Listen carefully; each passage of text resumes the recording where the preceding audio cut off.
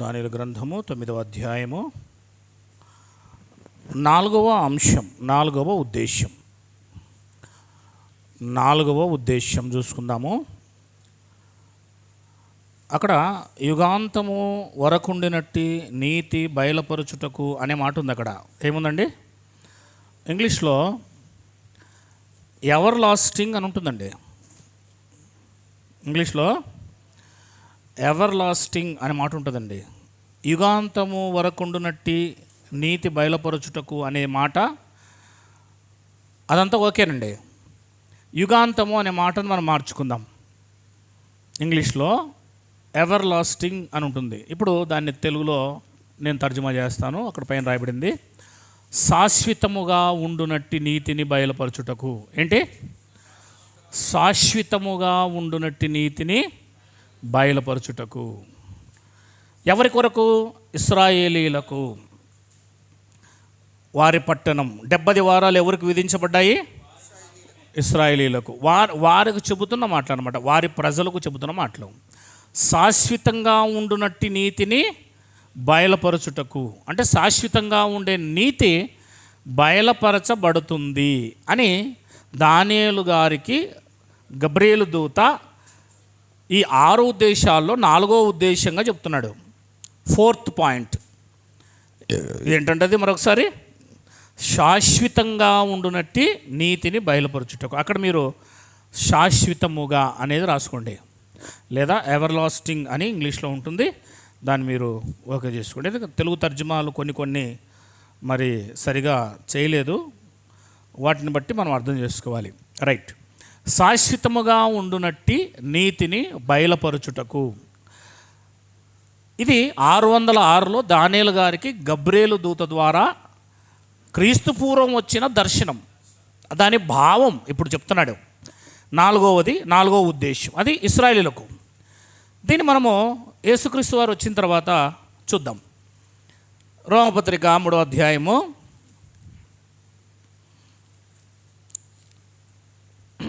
21 నుంచి చదువుదామండి. 21 నుంచి. ఇట్లుండగా ధర్మశాస్త్రమునకు వేరుగా దేవుని నీతి బయలుపరచబడుచున్నది. దానికి ధర్మశాస్త్రమును ప్రవక్తలను సాక్ష్యమిచ్చుచున్నారు. అది యేసుక్రీస్తునందులి విశ్వాసం మూలమైనదై నమ్మువారందరికీ కలిగే దేవుని నీతి అయి ఉన్నది.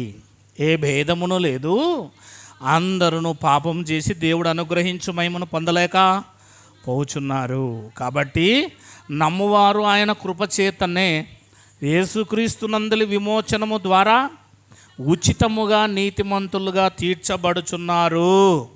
పూర్వము చేయబడిన పాపాలను దేవుడు తన ఓరిమి వలన ఉపేక్షించినందున ఆయన తన నీతిని కనపరచవలెనని యేసుక్రీస్తు రక్తమందలి విశ్వాసమును ద్వారా ఆయనను కరుణాధారముగా బయలుపరచెను. దేవుడు ఇప్పటి కాలమందు తన నీతిని కనపరచు నిమిత్తం, ఆ మాట రాసి చూడండి, కనపరచు నిమిత్తం. ఓకేనా? తాను నీతిమంతుడును యేసుక్రీస్తు నందు విశ్వాసము గలవారి నీతిమంతులుగా తీర్చబడుటకై ఉండుటకు ఆయన అలాగూ చేసెను. మీరు ఇది గమనించాలి.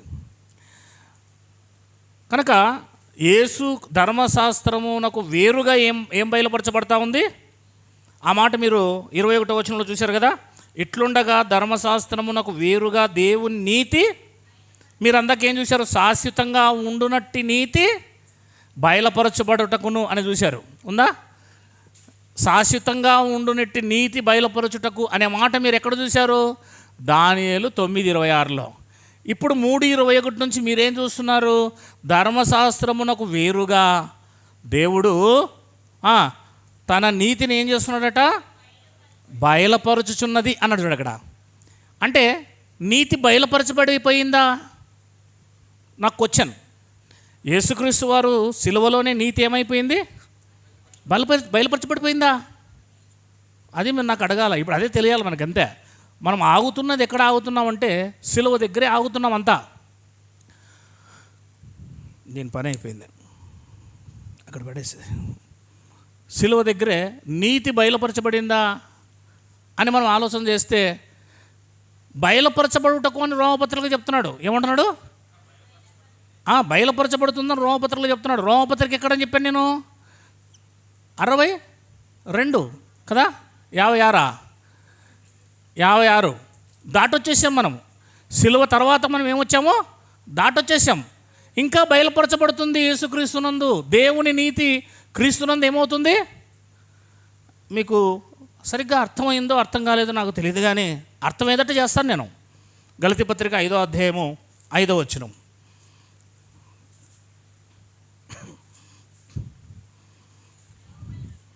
గలతీ పత్రిక 5వ అధ్యాయము 5వ వచనం. ఏలయనగా మనము విశ్వాసము గలవారమై నీతి కలుగునను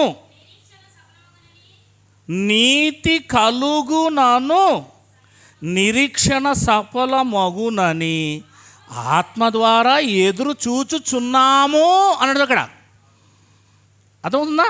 గలతీ పత్రిక ఎప్పుడు రాయబడింది? 50లో 50. గలతీ పత్రిక, రోమా. ఇప్పుడు సిలువ 30. సిలువలోనే నీతి బయలుపరచబడిందా? లేదు. ఆ పత్రికలన్నీ మనకి ఏం నేర్పిస్తున్నాయి? గలతీ పత్రిక ఏం చెప్తుంది? మన నిరీక్షణ భవిష్యత్తులో మనకు నీతి కలుగుతుందని. అది నిరీక్షణ అంటే ఏంటి అర్థము? ఇంకా ఎదురు చూస్తున్నామని కదా అర్థము. సిలువ దాటొచ్చిన పత్రికలవి, సిలువ దాటొచ్చిన తర్వాత రాయబడిన పత్రికలవి. యేసుక్రీస్తు లేరప్పుడు పరిశుద్ధాత్మ ద్వారా వ్రాయబడుతున్న పత్రికలవి. పరిశుద్ధాత్మ పనిచేస్తున్నాడు అక్కడ. పరిశుద్ధాత్మ చెబుతున్నాడు. ఇది పౌలు చెప్పాడు, పేతురు చెప్పాడు కాదు, హోలీ స్పిరిట్. ఏం చెప్తున్నాడు? మళ్ళీ చదవండి, 5వ వచనం. ఏలయనగా మనము విశ్వాసము గలవారమై నీతి కలుగునను నిరీక్షణ సఫలమగునని పరిశుద్ధాత్మ ద్వారా. అంటే ఎదురు చూస్తున్నామంటే ఇంకా పొందుకోలేదని కదా అర్థం. అది మరి ఎప్పుడు వస్తుంది నీతి? శాశ్వతముగా ఉండునట్టి నీతి బయలుపరచబడటం. ఇంకా బయలుపరచబడలేదని చెప్తున్నాడు ఇక్కడ. ఏం చెప్తున్నాడు ఇక్కడ? రోమపత్రికలో అన్నాడు దేవుని నీతి క్రీస్తులో బయలుపరచబడాలి అని. అది భవిష్యత్తు చెప్తుంది. రోమపత్రికుడు కూడా ఎక్కడో 600 సంవత్సరాల క్రితం కూడా అదే చెప్తుంది, బయలుపరచబడుతుందని.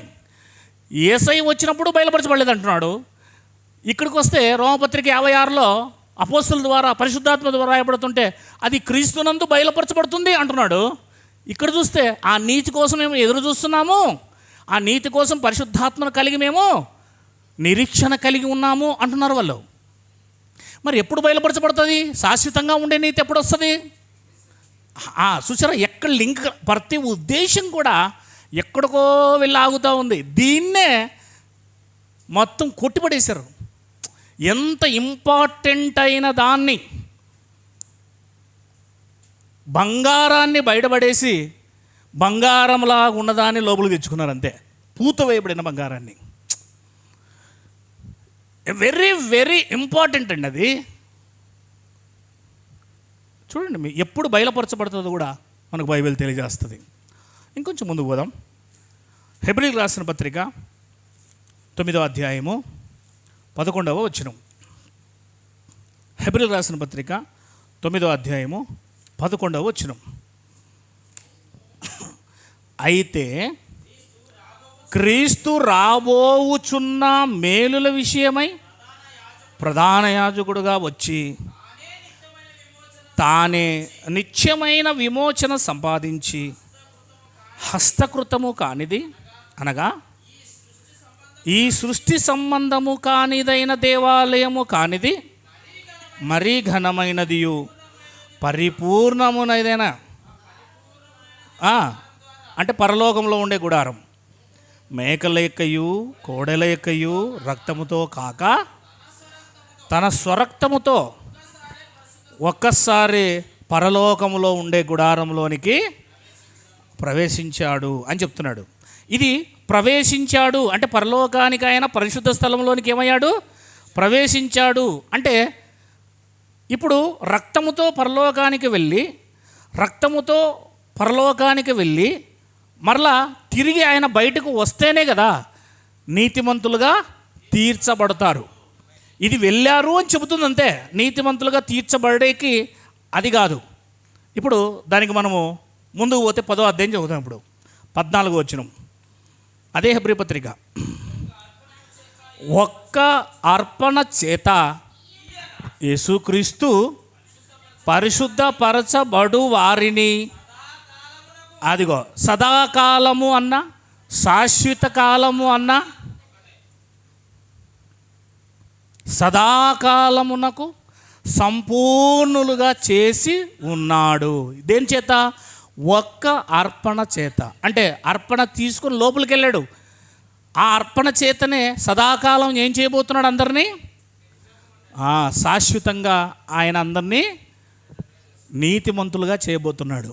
నీతి శాశ్వతంగా ఉండునట్టి నీతి ఒకటి బయలుపరచబడబోతుంది. ఇంకొంచెం ముందుకు పోదాం. పేతురు పత్రిక 2వ పేతురు పత్రిక 3వ అధ్యాయము 13వ వచనం. పేతురు గారిని అడిగితే ఆయన ఏం చెప్తారు? పేతురు రాసిన 2వ పత్రిక 3వ అధ్యాయము 13వ వచనంలోనికి మనం వెళ్ళిపోదాం. అయినను మనము దేవుని వాగ్దానాన్ని బట్టి క్రొత్త ఆకాశముల కొరకును క్రొత్త భూమి కొరకును, మళ్ళీ ఇక్కడ కూడా మిస్టేక్ అయిపోయారు. యేసుక్రీస్తు వారు చెప్పే ప్రతి మాట ఆత్మీయంగా తీసుకోవాలి. ఒక దగ్గర ఆత్మీయంగా మరొక దగ్గర శారీరకంగా తీసుకుంటేనే పొరపాటవుతుంది. క్రొత్త ఆకాశము క్రొత్త భూమి కొరకు కనిపెట్టుచున్నామంటున్నాడు. ఎప్పుడు రాశాడని చెప్పాను నేను? ఇది 66లో. పేతురు రాసిన 2వ పత్రిక ఎప్పుడు రాయబడింది? 66లో. అప్పటికి ఇంకా కొత్త ఆకాశం కొత్త భూమి రాలేదు గనక అంటూ కింద ఏం చెప్పాడు చూడండి, వాటి యందు. అది ఎప్పుడైతే క్రొత్త ఆకాశము క్రొత్త భూమి వస్తుందో అక్కడ ఉంటుందంట నీతి, అక్కడ నివసిస్తుందంట నీతి. ఇప్పుడు చెప్పండి, శాశ్వతంగా ఉండు నీతి ఎప్పుడు బయలుపరచబడుతుంది? కొత్త ఆకాశం కొత్త భూమి వచ్చినప్పుడు అంట. మరి కొత్త ఆకాశం కొత్త భూమి ఎప్పుడు వస్తుంది? యేసుక్రీస్తు 2వ రాకడే, మళ్ళీ AD 70 ఏంటి? అప్పుడే కొత్త ఆకాశం కొత్త భూమి. కొత్త ఆకాశం కొత్త భూమి అంటే ఏమీ కాదండి. పాత ఆకాశం పాత భూమి అంటే ఇశ్రాయేలీలకు ఇచ్చిన భూభాగం, 12 గోత్రాలకు ఇచ్చిన భూభాగం. బాగా అర్థం చేసుకోవాలి మీరు. ఇంకా వారికిచ్చిన యెరూషలేము దేవాలయం, వారికిచ్చిన ధర్మశాస్త్రం, ఇదంతా కలిపితే దీన్నే పాత ఆకాశము పాత భూమి అంటారు. దీన్ని ఎలా అర్థం చేసుకోవాలి? శారీరకము. ఓకేనా? కంటికి కనబడుతుంది కనుక ధర్మశాస్త్రము అక్షరానుసారమైంది, దేవాలయం కంటికి కనబడుతుంది, 12 గోత్రాల వారు కూడా ఈ భౌతిక కంటికి కనబడుతుంది, ఎందుకంటే అది శరీర సంబంధమైంది. ఇప్పుడు కొత్త నిబంధన ఆత్మానుసారమైంది కదా, స్పిరిచువల్. ఇప్పుడు ఆత్మానుసారంగా మనం ఏం చేయాలి? ఇప్పుడు ఆత్మీయ ఇశ్రాయేలీలు అంటే క్రైస్తవులు. ఎవరు? క్రీస్తు నమ్మిన వాళ్ళు.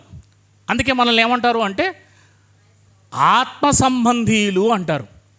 మీరు ఆత్మ సంబంధమైన వారని మీతో మాట్లాడలేకపోతిని, మీరు శరీర సంబంధులేనని మీతో నేను పాలు మాత్రమే పెట్టానంటాడు. అంటే శరీర సంబంధమైన వారు కాదు, ఇప్పుడు మనం ఆత్మ సంబంధీలం. అందుకే ఆత్మీయ ఇశ్రాయేలీలు వీళ్ళు. ఎవరిల్లు? ఆత్మీయ ఇశ్రాయేలీలు. రైట్. ఇప్పుడు మన దేవాలయం ఏది? ఆత్మీయ దేవాలయం. ఎక్కడ 2-3 కూడి ఉంటారో అక్కడ నేను ఉంటాను వారి మధ్యలో అన్నప్పుడు ఆ సంఘమే ఆ దేవాలయం. తిమోతి పత్రికలో రాయబడింది కదా, సంఘమే దేవాలయం అని. దేవుని ఆలయము సంఘం అని ఉంటుంది అక్కడ. కనుక సంఘము అనే ఆత్మ సంబంధమైన ఆత్మీయులు కూడుకున్న సంఘం. ఇంకా మన ధర్మశాస్త్రం ఏంటంటే ఆత్మ సంబంధమైన పరిచర్య. ఏ పరిచర్య మంది? ఆత్మ సంబంధమైన పరిచర్య. వాళ్ళది శరీర సంబంధమైన పరిచర్య, మనది ఆత్మ సంబంధమైన పరిచర్య. అంటే ఇవన్నీ కూడా ఏం కావు మనకి? ఈ శరీరం అనే కళ్ళతో చూస్తే కనబడవు. ఇదంతా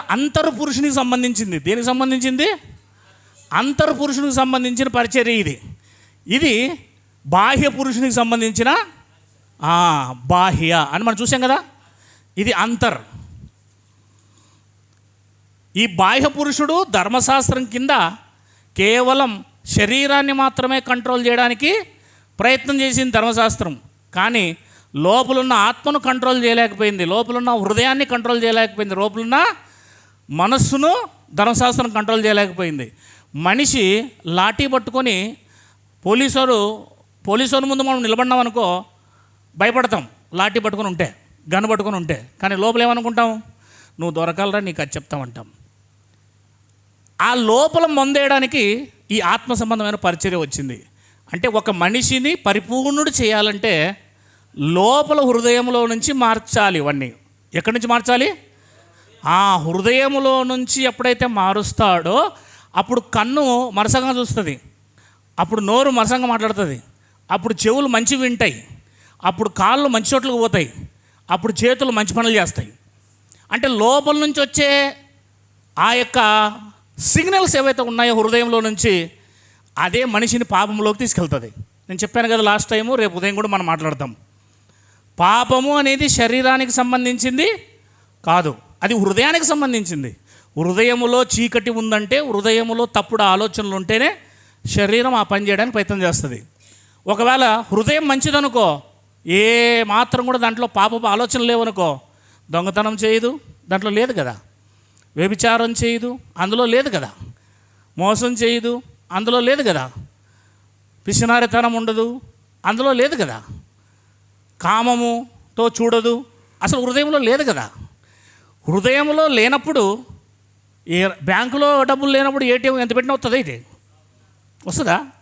1,00,000 రూపాయలు కొడతాను, అటు 0 నా దగ్గర ఏమున్నాయి చెప్పు, ప్రాంసర్ నోట్లు తప్ప. అవునా లేదా? కనుక లోపల బ్యాంకులో డబ్బులు ఉంటే ఏటీఎంలో బయటకు వస్తాయి, ఇంకేం రావు లేకపోతే.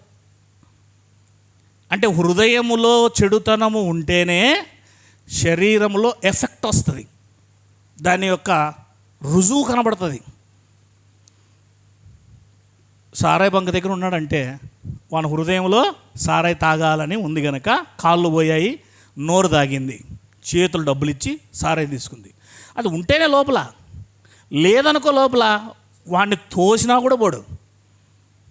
అవునా లేదా? అందుకే రిపేర్ ఎక్కడ చేయాలనుకున్నాడు? హృదయం, ఆత్మ. అందుకే పాత నిబంధనలో ఆత్మ బలహీనమైపోయింది, క్రొత్త నిబంధనలో శరీరం బలహీనమైపోవాలి.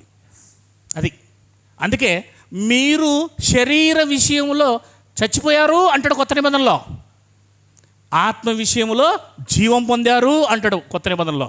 అంటే ఇప్పుడు లోపలున్నవాడు బలం పొందుకొని బయట ఉన్నవాడిని ఏం చేయాలి? నేను అనేకులకు ప్రకటించిన తర్వాత నేనే భ్రష్టునైపోదునేమోనని నా శరీరమును నేనే నలగొట్టుకొని లోబరుచుకునిచున్నాను అంటాడు. నేను అనేవాడు ఎవరు? లోపల మరొకడున్నాడు, అంతర్పురుషుడు. అది శరీరం ఎవరు? పౌలు గారి శరీరం.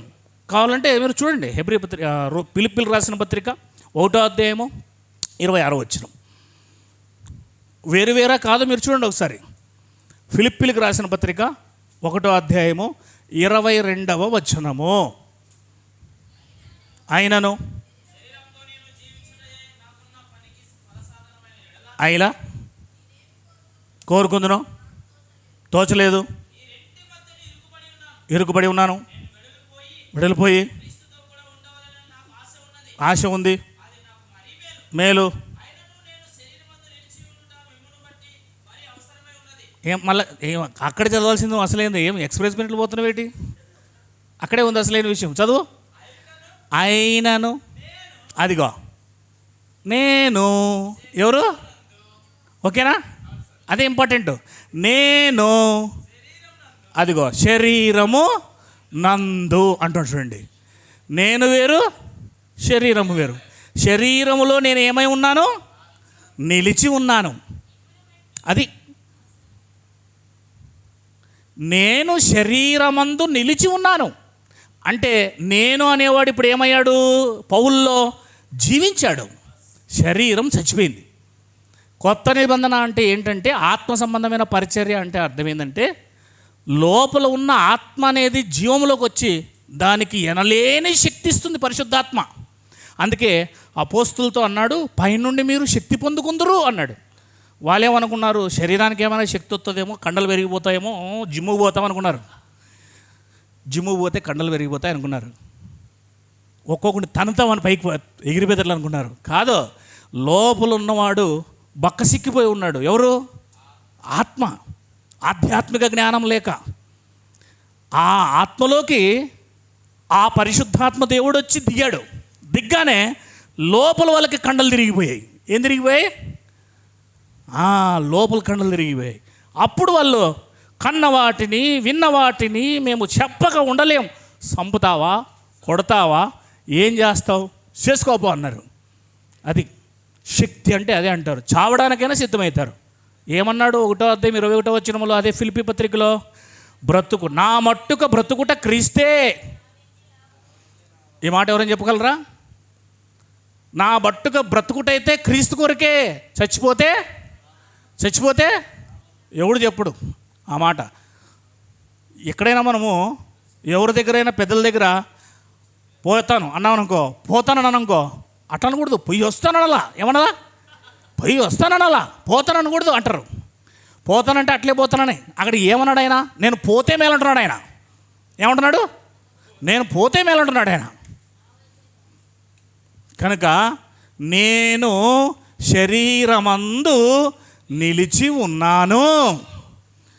ఈ నేను అనేవాడే అంతర్పురుషుడు. అంతర్పురుషుని గురించి పాత నిబంధనకు తెలియదు, పాత నిబంధనలో రాయబడలేదు. ఎందుకంటే అది ఎలిమెంటరీ స్కూల్ కెపాసిటీ, దానికి అంతే కెపాసిటీ ఉంది. అది చెప్పదు, అది నా వల్ల కాదంటుంది అన్నమాట. కానీ కొత్త నిబంధన ఆత్మ సంబంధమైన పరిచర్య నిన్ను ఇంటలెక్చర్ చేస్తుంది, నిన్ను లెక్చర్ని చేస్తుంది, లేకపోతే నిన్ను గొప్ప విద్యావంతునిగా చేస్తుంది, నిన్ను గొప్ప ఏమంటారు అని శాస్త్రవేత్తం చేస్తుంది. ఏం చేస్తుంది? 13వ అధ్యాయము 52వ వచనం మత్తయి సువార్త చూడు, చేస్తుందో లేదో. 13వ అధ్యాయము మత్తయి సువార్త 52 సారీ అయిపోయి నా టైము లోపు నేను అయిపు చేయాలా, మీరు నాకు సహకరించాలా. ఆయన అందువలన పరలోక రాజ్యము శిష్యుడుగా చేరినవాడు, పరలోక రాజ్యములో శిష్యుడిగా చేరిన ప్రతి శాస్త్రియు ఏమంటాడంటే, ఇక శాస్త్రి అంటున్నా లేదా? అవునా లేదా? అంటే ఎవరైతే యేసుక్రీస్తుని నమ్ముకొని సంఘములోకి వచ్చాడో ప్రతి ఒక్కడు కూడా ఏమవ్వాలి? శాస్త్రి అవ్వాలి. ఎజ్రా శాస్త్రి అని రాయబడింది కదా. ఎజ్రా శాస్త్రి అంటే దేని విషయంలో? ధర్మశాస్త్రాన్ని బాగా చదవడము, తెలుసుకోవడం, చెప్పడంలో. ఇప్పుడు నీకు కొత్త నిబంధన విషయంలో కూడా నువ్వేమవ్వాలి? ఆత్మీయంగా శాస్త్రి అవ్వాలి. ఏమవ్వాలి? మనం శాస్త్రమా లేకపోతే శాస్త్రాలు ఏం చేస్తున్నాం మనకే తెలియదు, శాస్త్రాలు చేస్తున్నాం అంతే. ఆలోచన చేయాలి. ఆత్మ సంబంధమైన శాస్త్రివి కావాలి నువ్వు. ఇప్పుడు పాత నిబంధన ప్రకారం శారీరక శాస్త్రివి కాదు, నీకు శాస్త్రి అంటే శాస్త్రవేత్తలాగా మంచి నాలెడ్జ్ ఫెలో అవ్వాలి నువ్వు.